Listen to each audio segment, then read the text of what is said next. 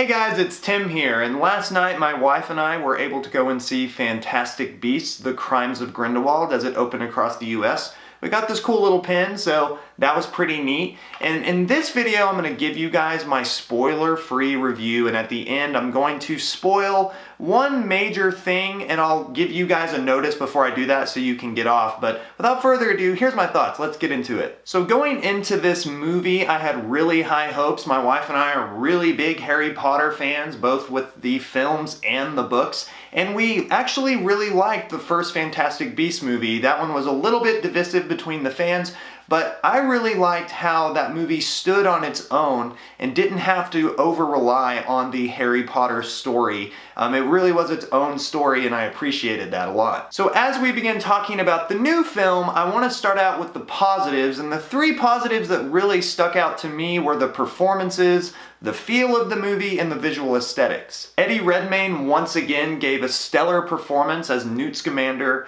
Jude Law is here this time around playing Albus Dumbledore as a young man. I think he did a really good job as well. And Johny Depp as Grindelwald was absolutely stellar as well. He just had this feel about him where he was like, yes, he exists in the Harry Potter universe really well. So much so that, like, if somehow that character played by Johny Depp was in a Harry Potter movie, he wouldn't feel super out of place. He just had that Harry Potter-esque vibe to him, and whenever you see the movie, you'll see what I'm talking about. There were also several scenes throughout the movie that kind of captured that Harry Potter universe magic. You know, that feeling where you're just watching the movie and you're like, man, I would really like to be able to live in that world and do that thing that they're doing. That is so cool. And I hadn't felt that way about a Harry Potter movie since, like, the first three movies that came out, you know, Sorcerer's Stone, Chamber of Secrets, Prisoner of Azkaban. Remember, I was a little kid in the theater being like, man, this is so cool. This movie just had several little moments like that where you're just sitting in your theater seat and you're kind of becoming a kid again. And that feeling was helped in part by the stunning visual effects and designs that really rivaled what's coming out of the latest Star Wars movies and Marvel movies. I mean, it was really, really top-notch. It looked really good, and there was never anything CGI-wise that just sucked me out of the movie. And now that we've talked about the positives, I want to talk to you guys about the things in this movie that were really disappointing to me, most of that having to do with the storytelling. Remember how at the beginning of this video I talked about how I liked the first Fantastic Beasts movies because it was able to stand on its own 2 feet and not have to rely too much on the Harry Potter story? Well, the second movie kind of throws that out the window and suffers a lot from what many would call prequelitis. Prequelitis is where a prequel movie over-relies on a lot of shout-outs, appearances, and references to a lot of things from the main series that it's a prequel to. Think about the first Star Wars prequels and a lot of the Hobbit movies, for example. Sometimes it almost seems like movie creators realize that they're not telling a very cohesive, compelling, original story, so what they do is they just throw in a lot of things that make fans of that franchise go, ooh, wow, it's that thing again, or wow, it's that person again, or I never thought I'd see that again in a movie theater. That is so awesome. And Fantastic Beasts 2 does that a lot. The Harry Potter fan service is in full effect here. And there's nothing inherently wrong with that. In fact, I love fan service. But the problem with Fantastic Beasts 2 is that it oftentimes doesn't feel like the scenes are moving anywhere. I looked down at my watch and we'd passed like the hour-and-a-half point in the film, and I realized that I didn't really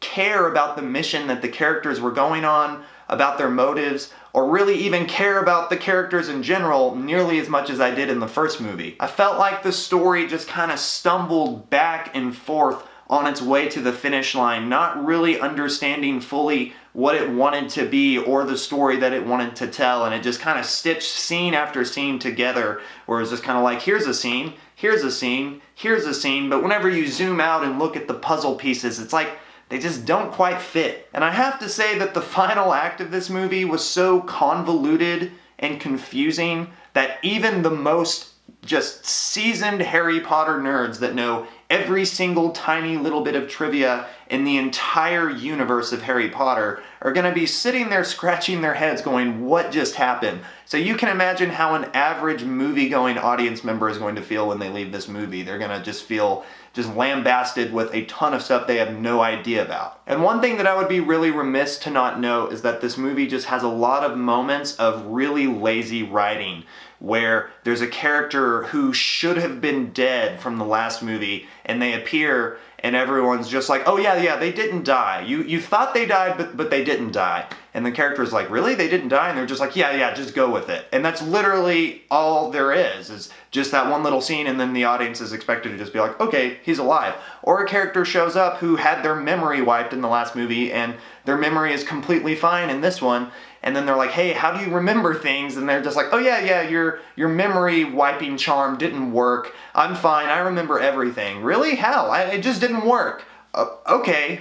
So there's just a lot of moments in this movie where if you look for them, it's just like, man, they really didn't want to have to take a lot of time to think about how to explain that. So they just kind of just put it down on the script and just went with it. And it felt really lazy. I must say though that the ending scenes of this movie end in such a way where I could see a third one being warranted. If they're able to get a lot of the story issues under control, it would be very interesting to see what they do with the third one. So moving on to the major spoiler, leave right now if you don't want it spoiled for yourself. 1, 2, 3, let's go. So at the end of the movie, you're still sitting there in your seat going, who is Credence? Like, what is his actual identity? Who is this guy really? And at the very end of the movie, Grindelwald reveals that Credence is actually Albus Dumbledore's brother. He's actually a Dumbledore somehow.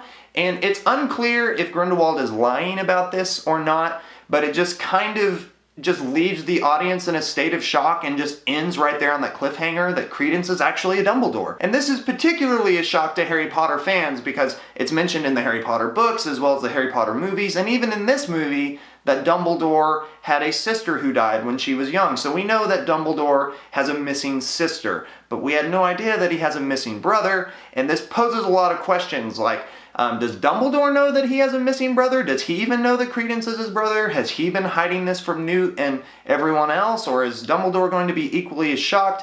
And what's going to happen whenever Credence begins to get a hold of his powers? Because at the end he blows up a side of a mountain or something, and that's the most powerful wand spell we've ever seen on screen, or one of them at least. And it was just like, dang, this guy's powerful, and he just knows how to use a wand all of a sudden. So it's going to be really interesting to see what they do with that in the third one. And like I said, I think that the way that ends could be very compelling if they're able to, again, get a lot of the story issues that just kind of meandered around in this one under control for the third one. And I'm hoping that they do. Fingers crossed. Overall, I thought this movie was just okay. It's probably not going to be one that I go out and buy on Blu-ray. It's one of those movies where if it was just on TV with commercials, and you're sitting there with your friends eating Thanksgiving pie or something a few years from now and it's on TV, you would probably be like, oh yeah, just keep that on. I feel like that's kind of what this movie was. There's going to be some hardcore Harry Potter fans that are going to just love this movie, but I think that the general movie-going audience is going to be a little alienated by this one, but I'm interested to see how that goes. So what did you guys think of Fantastic Beasts: The Crimes of Grindelwald? Let me know down in the comments below. I get back with almost every single person. Thank you guys so much, as always, for watching. If you would like to come on the journey with the rest of us, you can subscribe right here for weekly entertainment, tech, and review videos for movie lovers, tech nerds, and gamers alike. You can also watch more of my movie reviews from the past right here. Thank you guys so much. Have a great week.